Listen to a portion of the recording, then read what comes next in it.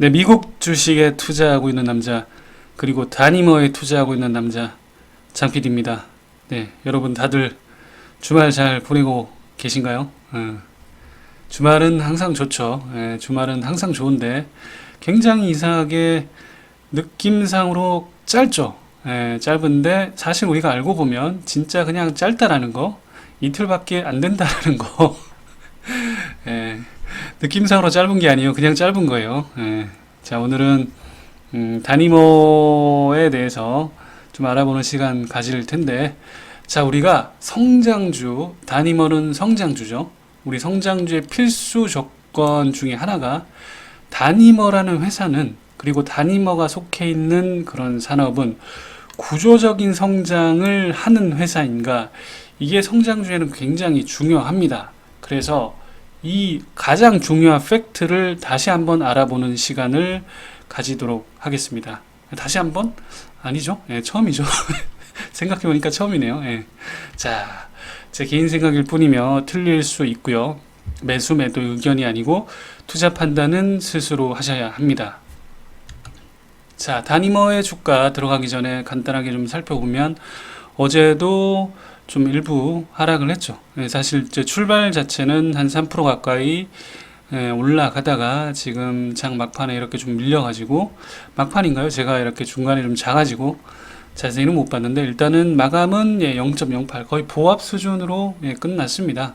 그래서 최근에 이렇게 차트를 보면, 물론 이게 성장주기 때문에 단기 차트를 보는 게 큰 의미는 없겠지만 그래도 차트 분석은 어느 정도 해보시는 게 좋으니까, 일단 우리가 한 3, 4일 전쯤에 고점을 29.5달러에서 찍고 지금 내려왔습니다. 내려왔는데 29.5달러에 고점을 찍은 걸 보면, 여기도 이제 보시면 요 매물대가 한 요 정도, 매물대라기보다 요 정도 가격에 우리가 찍고 내려왔죠.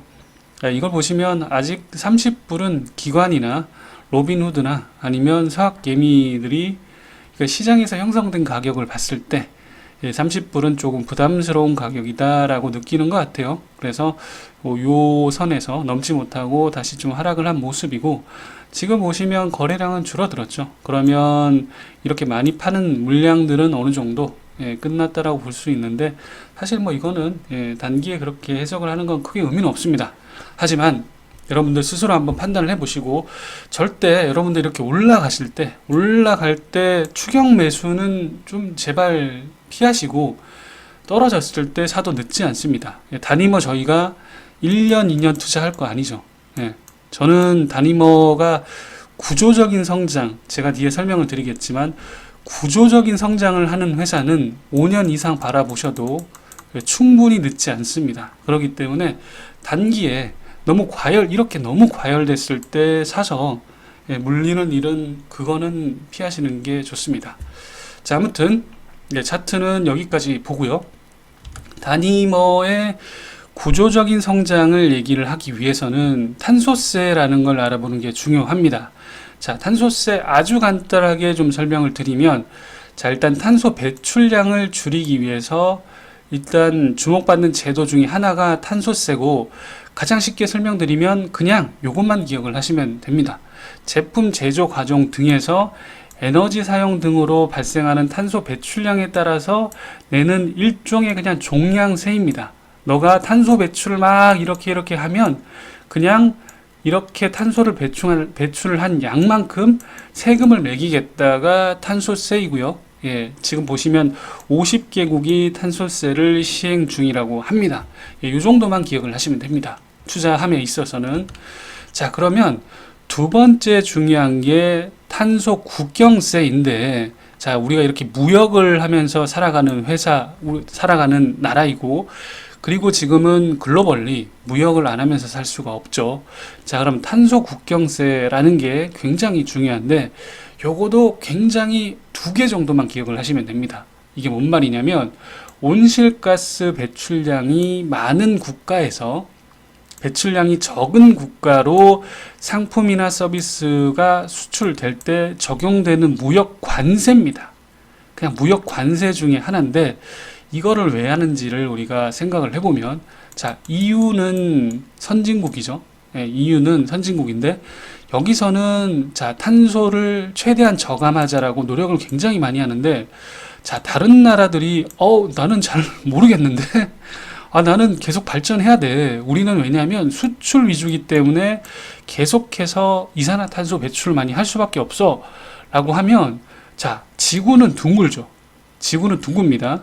그러면 지구는 여기서 배출을 하나 여기서 배출을 하나 솔직히 전체량은 똑같습니다. 자, 그러면 EU 입장에서는 굉장히 억울하겠죠. 왜냐하면 나는 이렇게 저감을 하고 있는데 너네들 딴 나라는 계속 노력을 안 해? 그러면 어떻게 되죠? 빡이 치죠. 예, 화가 납니다.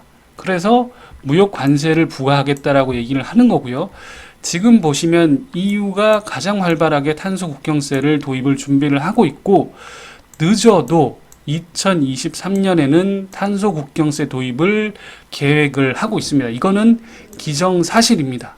자, 그래서 요게 팩트고 요것만 기억을 하시면 되고, 지금 보시면 올해 7월에 탄소 국경세 도입을 규범을 확립할 예정이라고 하고, 자, 일단은 100% 정해지진 않았지만 철강 분야는 전체 수출액의 10% 이상, 그 다음에 석유화학 쪽은 5% 이상을 일단은 탄소 국경세로 지불을 해야 됩니다. 자, 그러면 우리가 단위머가 속해 있는 게 석유화학 쪽이니까 일단 예를 들어서 100만 원을 수출을 한다라고 하면 5%니까 5만 원이 세금으로 관세로 더 붙는다는 거죠. 자, 그러면 관세가 붙는 종목과 안 붙는 종목은 예를 들어서 경쟁력에 있어서 붙으면 제품 가격이 5%더 높아지는 거죠. 예, 그러니까 수출에 불리해지는 게 맞습니다. 자, 아무튼 EU가 이렇게 도입을 하려고 하고, 우리 또 이드니 형님, 바이든 형님께서도 탄소 국경세 도입을 공약을 하셨죠. 자, 아무튼 글로벌리 요런 팩트가, 요런 움직임이 있다라는 거 여러분 기억을 꼭 하시고요. 자, 그 다음에 우리가 살펴봐야 될 게 RE100이라는 게 있습니다. 그러니까 우리가 이제 이게 발음을 좀 이제 빨리 하면 R200이라고 이제 해서 사람들이 R200이라고 생각을 하실 수 있는데 그게 아니고 R200입니다. R200. 예, 뜻은 여기도 한 두 가지 정도만 여러분들 생각을 하시면 됩니다. 리뉴어블 에너지 100이라는 뜻인데, 리뉴어블 에너지 100. 예, 그래서 2050년도까지 필요한 전력의 100%를 태양광, 풍력, 재생에너지로만 충당을 하겠다라는 기업들의 약속입니다. 약속이고, 자, R200에 가입하는 기업들이 점점 많아진다라는 것 정도로만 여러분들 생각을 하시면 되세요. 예, 그래서 미국이 한 50개, 유럽이 77개. 그래서 글로벌 중에 유명한 회사들은 점점 가입하는 추세다라는 것 정도만 여러분들 기억을 하시고, 지금 R200에 가입한 기업들 보시면 유명한 기업은 나이키 있고, 그 다음에 H&M 있고, 비자 있고, 예. 그래서 일단 우리가 다니머의 중요한 회사는 사실 코카콜라랑 펩시코 정도가 있겠죠. 그래서 제가 살펴보니까 아직은 R200에는 포함이 되어 있지 않네요. 물론 제가 틀릴 수 있습니다. 제가 이제 인터넷 상으로만 찾아본 거기 때문에. 자, 그래서 일단 이런 회사들도 코카콜라나 펩시코도 결국은 R200에 동참하는 건 시간 문제겠죠. 근데 지금 가입하지 않는 이유는 사실 하나밖에 없죠. 아직까지는 코카콜라나 펩시코가 지금 포장재들, 플라스틱 포장재들 혹은 여러 가지 포장재들이 아직은 준비가 안 되어 있을 가능성이 높습니다. 지금 다니머의 현황만 봐도 여러 군데 기업들이 다 요청을 해도 이거 못 받아주고 있죠. 그런 상황이니까 그 환경 자체가 아직 기업에서 뭔가 준비하기에 녹록하지 않은 환경이기 때문에 R200에 가입을 하지 않은 상황일 수 있고, 이런 것들이 준비가 레디가 되면 바로 이제 가입을 할 수 있다는 거죠. 아무튼 시간 문제라는 거, 제가 생각할 때는 시간 문제라는 거 요거 정도 기억을 하시고요. 자, 우리가 그 다음으로 알아볼 게 석유화학 산업의 CO2 발생 원인인데, 일단 석유화학 산업의 CO2 발생 원인은 크게 두 가지가 있는데, 이거는 간단하게만 설명드릴게요. 이게 원료에 있는 탄소 성분이 다 제품화되지 않고 부생유나 부생가스 등으로 변환되는 게 있고요. 두 번째는 생산된 제품 중에서 비료, 세제 이런 것들은 단시간 내 산화돼서 CO2 배출하는 경우가 있는데, 사실 우리는 이거보다는 플라스틱 제품이 어떻게 CO2를 배출을 하는지, 그리고 우리가 바이오 플라스틱을 사용하게 되면 CO2가 어떻게 저감이 되는지, 사실은 우리가 그게 가장 중요한 거죠. 자, 그래서 살펴보면 플라스틱 제품의 경우는 생산 단계에서 61% 정도의 CO2가 배출이 되고, 가공 단계에서 30%, 그다음 소각 등의 연구 폐기 단계에서 9% 정도의 CO2가 배출이 됩니다. 자, 그런데 만약에 우리가 바이오 플라스틱을 쓰게 되면, 자, 원유 베이스 플라스틱과 일단 50대 50으로 바이오 플라스틱을 섞어도 원유 베이스 100%보다는 CO2 배출이 80% 가까이 저감이 된다라고 합니다. 예, 이거는 예전에 3프로에서도 뭐 이한나 연구원께서도 한번 얘기를 하셨고, 또 우리 안나 누나가 얘기를 하신 거니까 사실은 뭐 맞는 팩트라고 봐야죠. 예, 이거는 합금의 원리 때문에 조금만 섞어도 물성이 확 바뀌는 그런 성질 때문에 이런 저감 효과가 나타나는 거라고 하고요. 자, 일단은 바이오 플라스틱이 50대 50으로만 섞어도 이 정도의 CO2 배출 저감이 되는데, 만약에 바이오 플라스틱, 바이오매스가 100%이면 적어도 80%보다는 더 저감이 되겠죠. 그러면 어떻게 된다? 우리가 앞서서 공부를 했던 탄소 국경세에 훨씬 더 적은 탄소 국경세를 내도 된다라는 거죠. 그러면 그 말인즉슨 수출에 있어서 훨씬 더 원가 경쟁력을 가질 수 있다라는 거죠. 자, 이게 이제 투자의 포인트이고요. 자, 그러면 우리가 탄소 국경세를 하는 가장 근본적인 원인이 사실은 기후 변화였습니다, 여러분. 맞죠? 자, 그럼 기후 변화와 플라스틱의 상관관계를 한번 살펴볼 텐데, 일단 세계 플라스틱 생산량은 1950년도에 200만 톤에서 1915년도에 4억여 톤으로 약 200배 가까이 늘어났습니다. 야, 이게 진짜 어마어마하게 늘어난 거죠.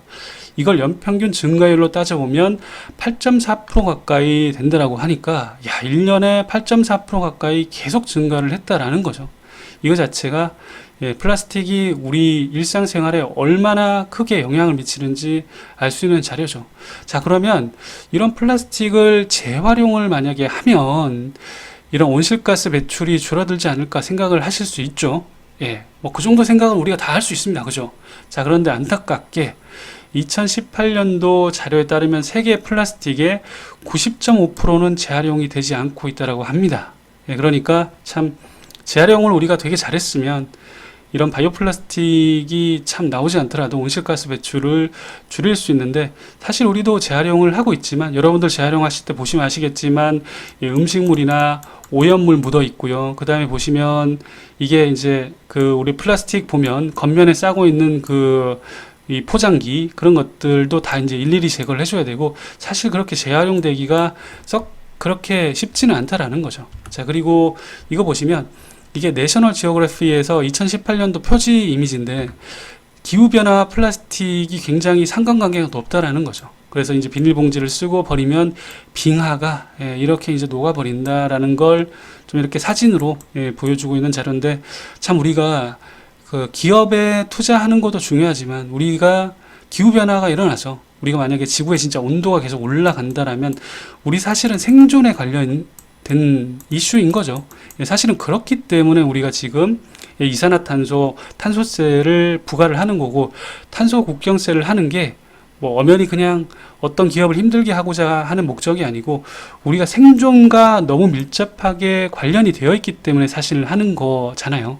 예, 그래서 이런 관계가 있다라는 거고, 참고로 이 세계 이제 총 석유 생산량의 8에서 10%가 플라스틱 제조에 사용되는 거라고 추정을 하고 있고, 그 다음에 지금 보시면 기후 변화의 원인 중에 최소한 10% 정도가 플라스틱의 생산과 소비 때문이라고 합니다. 자, 이런 자료들은 제가 인터넷상으로 이제 구글링을 해서 찾은 자료이기 때문에 어떤 논문이나 이런 자료들은 아니기 때문에 여러분들 참고 정도로만 활용을 하시고, 자, 그러면 일단 지금까지 탄소세, 그 다음에 탄소 국경세 알아봤고요. 그 다음에 바이오 플라스틱을 쓰게 되면 이산화탄소가 최소한 80% 이상은 저감이 된다라는 사실을 우리가 알아봤죠.